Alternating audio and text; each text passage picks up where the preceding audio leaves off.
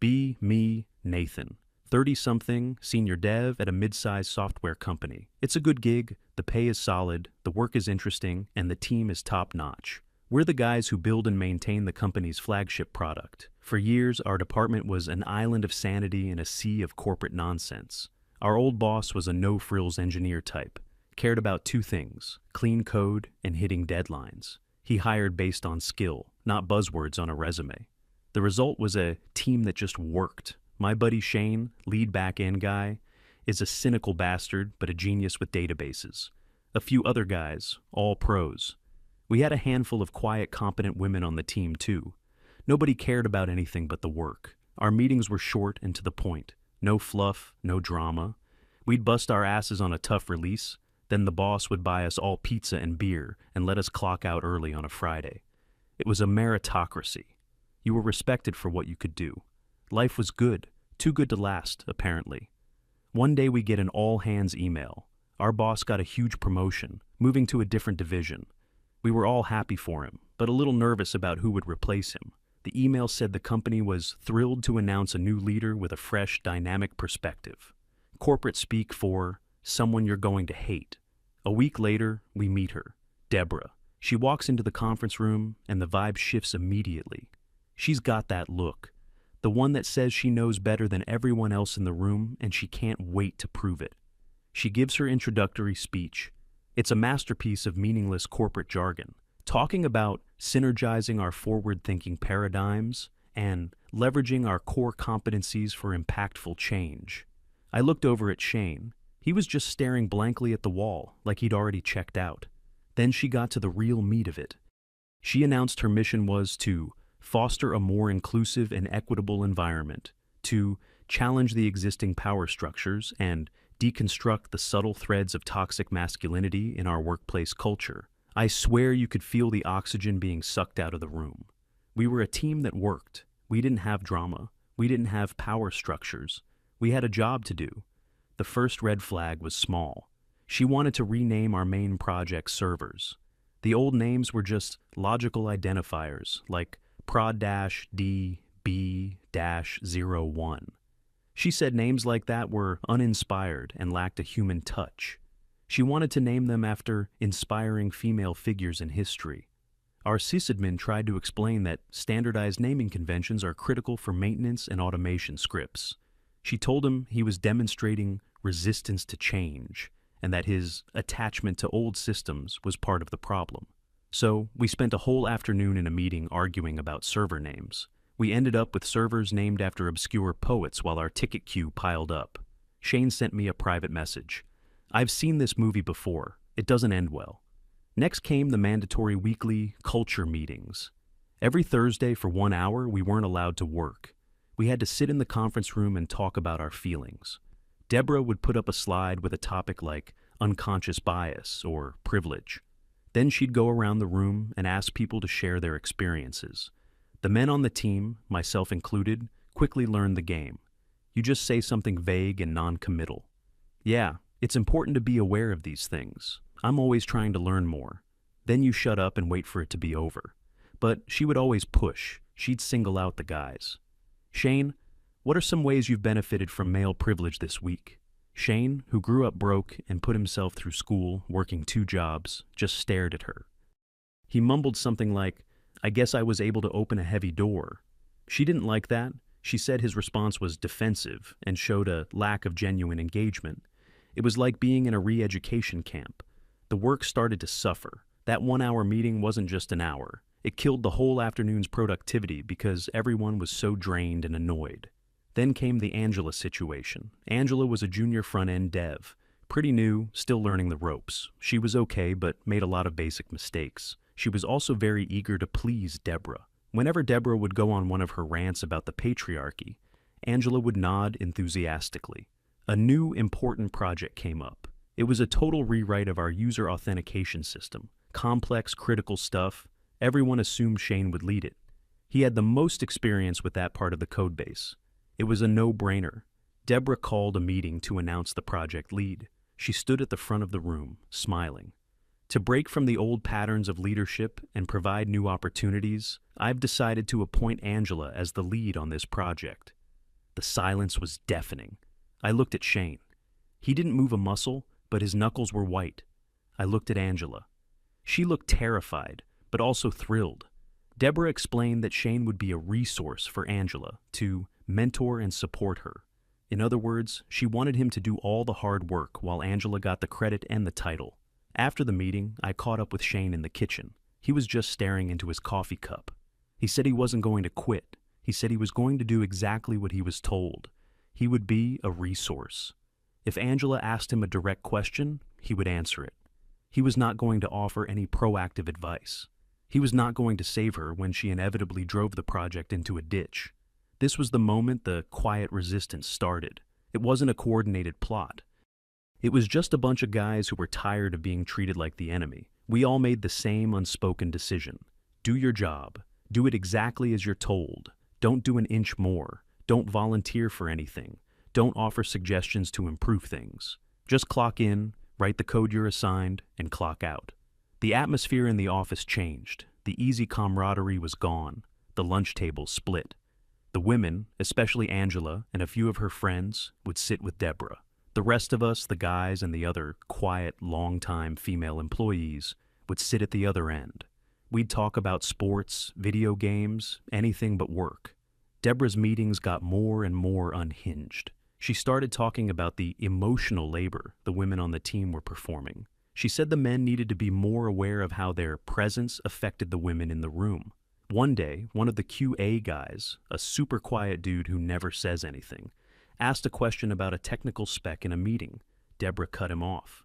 "Before you continue," she said, "I want you to pause and consider if a female colleague might have a better insight on this." The guy just blinked. The female colleague in question was a new hire who had no idea what he was even talking about. It was unbelievably condescending to both of them. The hypocrisy was stunning. There was an incident in our team chat. One of the guys posted a meme. It was a pretty tame, nerdy programming joke. Deborah saw it and lost her mind. She called him into her office with HR present.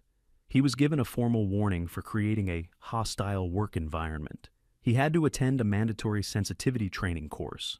The next week, during a big departmental presentation, Deborah's own slides were full of cheesy, anti-male memes.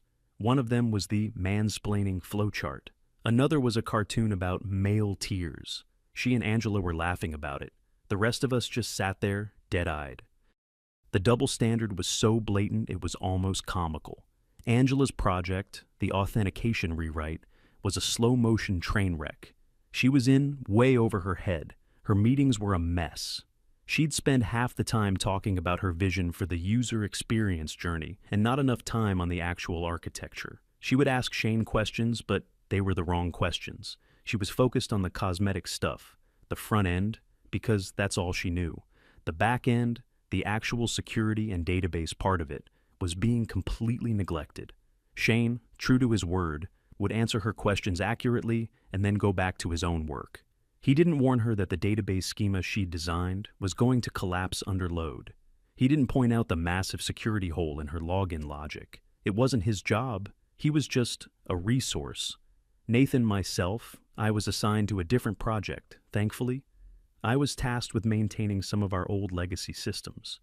It was boring, but Deborah left me alone. I kept my head down and wrote my code. I documented everything, every request, every change, every conversation. I had a feeling it would be important later. The overall productivity of the team plummeted. What used to take us a week was now taking a month. Simple bug fixes got lost in a swamp of new bureaucratic processes Deborah had invented. Every code change now required a peer review for inclusivity, which was just Angela looking at it and making sure we didn't use any words she found problematic, like master or slave, in a database context. We had to change our primary code repository from master to main. That broke a ton of our automated scripts and cost us 2 days of work for nothing. Deborah didn't see any of this. In her mind, the team was thriving. She would send out cheerful emails to upper management about the amazing cultural transformation happening in our department. She would praise Angela's innovative leadership on the authentication project. She was building her own narrative, completely detached from reality.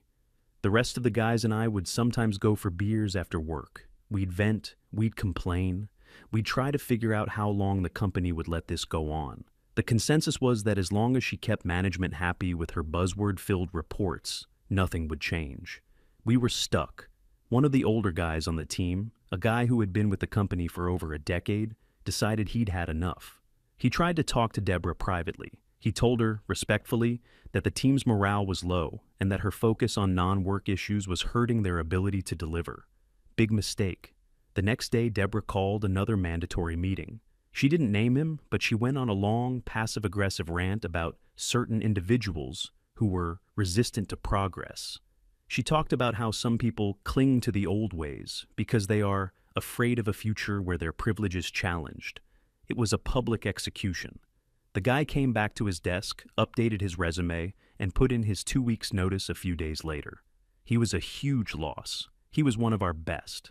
His departure sent a clear message to the rest of us. Keep your mouth shut or you're next. So we did. We became ghosts in the machine. We'd come to work, put on our headphones, and tune out the world. We'd ignore the passive-aggressive emails from Deborah. We'd sit through her meetings in complete silence. The only interactions were short, technical, and to the point. Our little corner of the office, once filled with collaboration and jokes, was now a dead zone. Deborah, of course, interpreted this as success. She saw a quiet, compliant team. She didn't see a resentful, demotivated one. She thought our silence was agreement. It was actually contempt. We were just biding our time. We knew that a company like this, as obsessed as it was with corporate theater, had processes, and those processes sometimes could be used as a weapon. We didn't know when or how, but we knew a moment would come, a chance to bypass Deborah and speak directly to the people who actually cared about the bottom line. We just had to survive until then, and watch as Angela's project, the crown jewel of Deborah's new regime, continued its spectacular, slow-motion implosion. It was only a matter of time. The weeks bled into one another. The new normal was a low, constant hum of misery. Work wasn't a place for achievement anymore. It was a place for survival. The authentication project lumbered on, a zombie shuffling towards a cliff. Angela looked worse every day. She was working late. You could see the stress etched on her face. She'd started micromanaging every little detail she actually understood, like button colors and font sizes. Meanwhile, the core functionality was a complete mess. She'd come over to Shane's desk looking frazzled and ask him complex architectural questions. Shane would give her precise, technical answers. He was like a malevolent genie, granting her exactly what she asked for, knowing it wasn't what she actually needed. She'd ask, "How do I connect the login form to the user session API?" He'd tell her the exact endpoint and the required parameters. He wouldn't tell her that the API itself was built on a flawed design that was going to leak user data if it wasn't handled perfectly. It was her project. She was the lead. It was her job to know these things. We all saw it happening. We all just watched. It wasn't our problem to solve anymore. We were just resources. Deborah was completely oblivious. She was living in her own world. She'd walk by Angela's desk and say things like, "It's so inspiring to see a woman leading such a complex technical project. You're breaking so many barriers." Angela would just give a weak, tired smile. Deborah started a new initiative, office hours. She would sit in a glass-walled conference room for 2 hours every Tuesday, and people could come in to share their thoughts in a safe space. Nobody ever went. We were all too busy trying to do our actual jobs in the time we had left after her culture meetings. After a couple of weeks of sitting there alone, she sent out a passive-aggressive email about the team's lack of engagement and how communication is a two-way street. We just deleted it and moved on. The day of the big demo for the authentication project finally arrived. This wasn't just for our team. This was a presentation for the VP of engineering and a few other department heads. It was Angela's big moment to shine, and by extension, Deborah's big moment to prove her new leadership style was a success. The whole team was packed into the big conference room. Shane and I sat in the back, observing. It was like watching a science experiment. Angela started her presentation. She was visibly nervous. Her slides were all about the journey and the user-centric design philosophy. Lots of buzzwords, very little substance. Then came the live demo. The moment of truth. She brought up the test website on the main screen. It looked nice. The buttons had rounded corners, she said, so I'll now demonstrate the secure and seamless login process. She typed in a test username and password and hit Enter. A loading spinner appeared on the screen, and it just kept spinning. And spinning. Angela's smile started to twitch. She nervously said, "The test environment can be a little slow sometimes." She tried refreshing the page. She tried a different test user. Nothing. The spinner just spun. After a full minute of agonizing silence, one of the VPs cleared his throat. "Is it supposed to be doing that?" Angela was starting to panic. She opened up the browser's developer console. The screen filled with red error messages, database connection timeouts, null pointer exceptions, a complete cascade of failures. Even a non-technical person could see it was a total disaster. Deborah, who had been beaming at the start of the meeting, was now staring at the screen with a look of pure horror. Angela stammered something about a last-minute deployment issue and that it was working yesterday. The classic excuse. The VP just nodded slowly. He said, "Okay, well, let us know when it's ready to show." He stood up and walked out of the room. The other managers followed him. The meeting was over. Angela just stood there, staring at the error-filled screen. She looked like she was about to cry. Deborah was the first to speak. Her voice was cold as ice. "Angela, my office, now." The rest of us filed out of the room in silence. As we walked past Shane's desk, he pointed to his monitor without looking up from his keyboard. He had a server monitoring tool open. The database CPU usage was pegged at 100%. The system was completely choked. Her flawed design had created an infinite loop on the back end. It was literally DDoSing itself. The next morning, Deborah called a post-mortem meeting with our team. Angela wasn't there. Deborah stood at the front of the room and put on a brave face. She said, "Yesterday was a learning experience for all of us. It showed us that we have some gaps in our processes." Then she delivered the killing blow. She never said Angela failed. She was too smart for that. She said, "I think I was perhaps too ambitious in my goals for team leadership development. I may have placed a level of responsibility on certain individuals that they were not yet equipped to handle." She talked about the importance of ensuring team members have the foundational skills necessary before being elevated to leadership roles. She threw Angela under the bus, reversed over her, and then set the bus on fire. She made it sound like Angela was some charity case that she had tried to help, but who ultimately wasn't good enough. She was rewriting history in real time, painting herself as the wise, benevolent leader who was let down by an underperformer. The hypocrisy was breathtaking. This was the woman who had appointed Angela over a more qualified senior engineer. This was the woman who had ignored all the technical realities of the project in favor of her own narrative. And now, at the first sign of trouble, she was disavowing all responsibility. It was Angela's fault, not hers. Later that day, I saw Angela at her desk, packing her things into a cardboard box. She wasn't crying, she just looked hollowed out. She had been chewed up and spit out by the very system she had so enthusiastically supported. As she was walking out, she passed by my desk. Our eyes met for a second. She didn't say anything, but I could see it in her eyes. The realization. She finally understood. Deborah wasn't her ally. Deborah wasn't her mentor. Deborah was just a user, and Angela had been a disposable tool.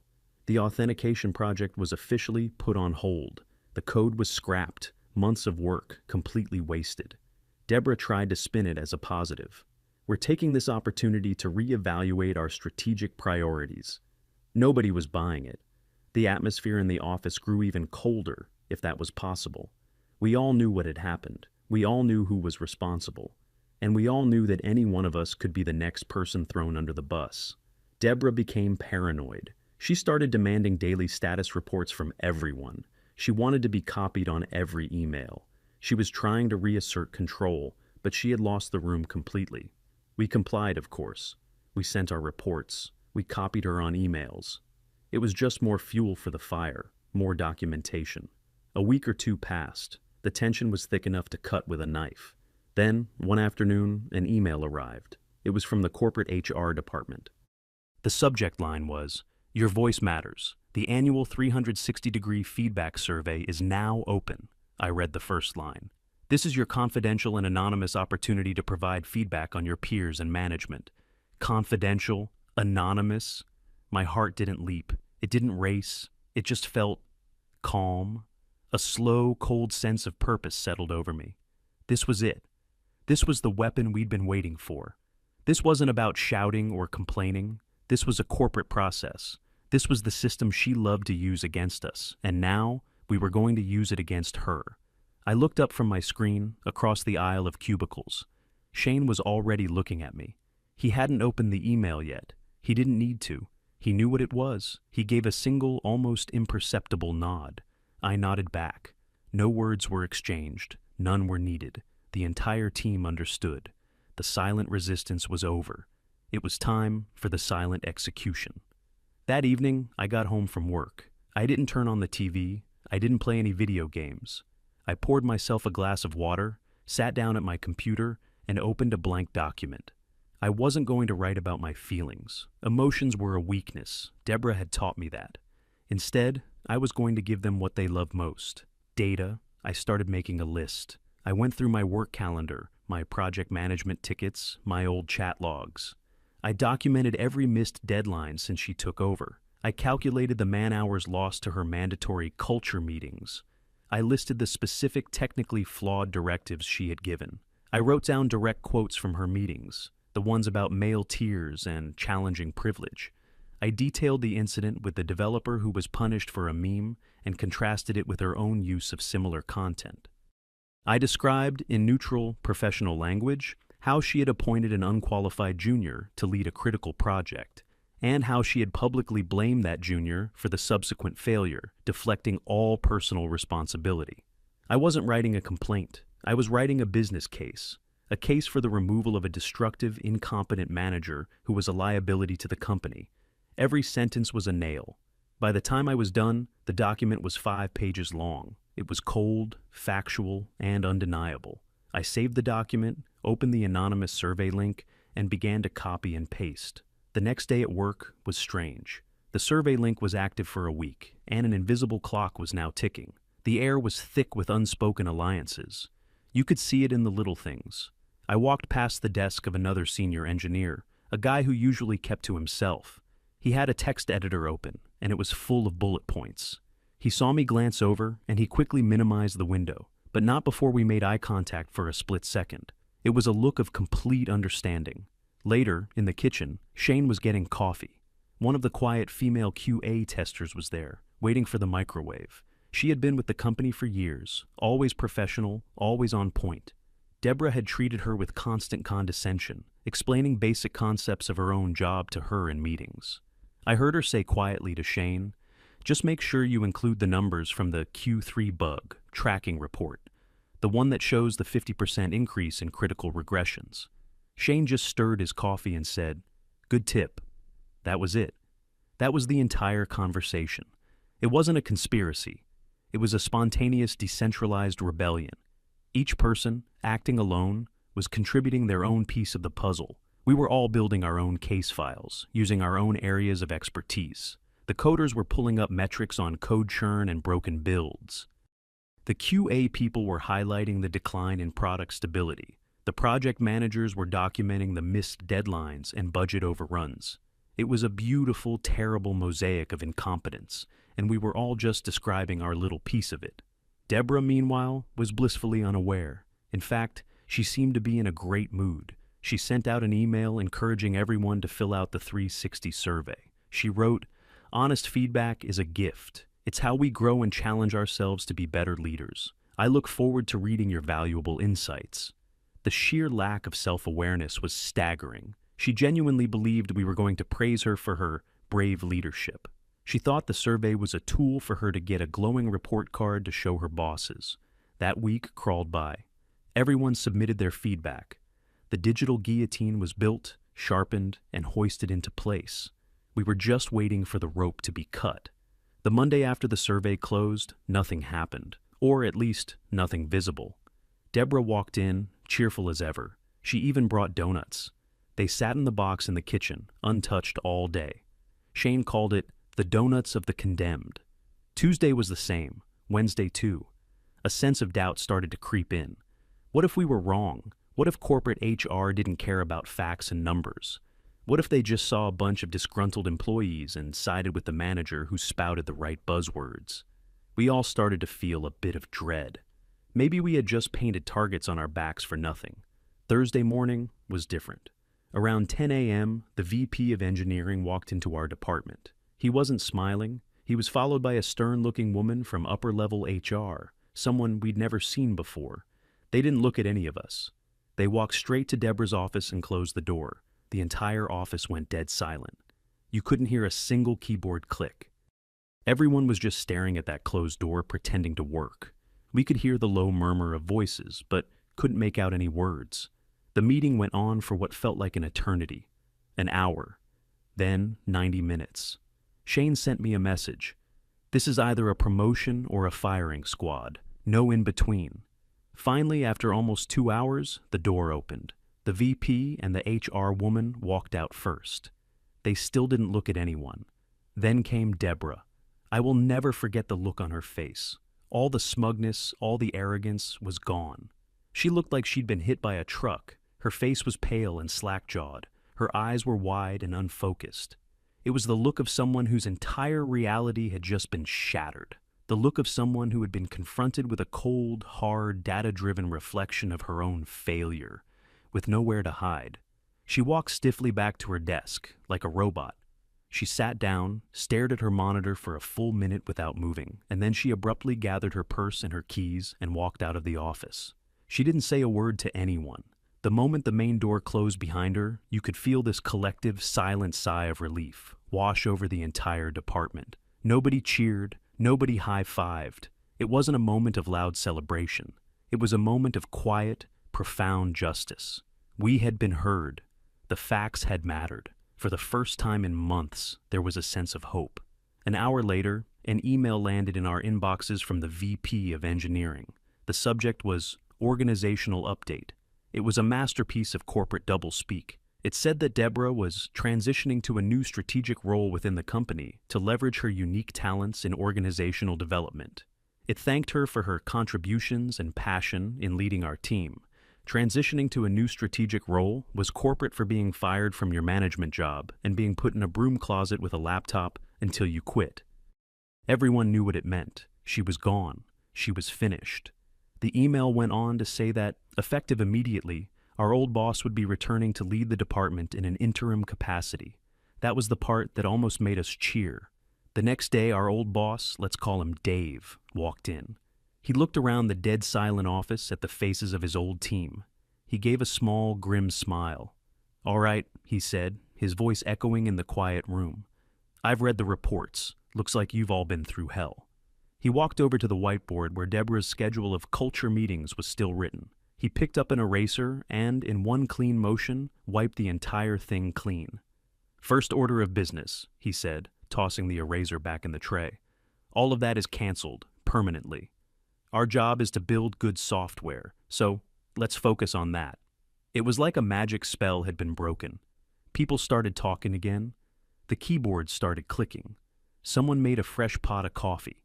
The cloud of oppressive ideological nonsense that had been hanging over us for months had finally lifted. Life started to return to normal. Dave's first real action was to call Shane into his office. He officially promoted him and put him in charge of fixing the authentication project mess. It was the job he should have had from the start. Justice, based on merit. It felt like a novel concept. A week later, we saw Deborah one last time. She had an appointment with HR to finalize her transition.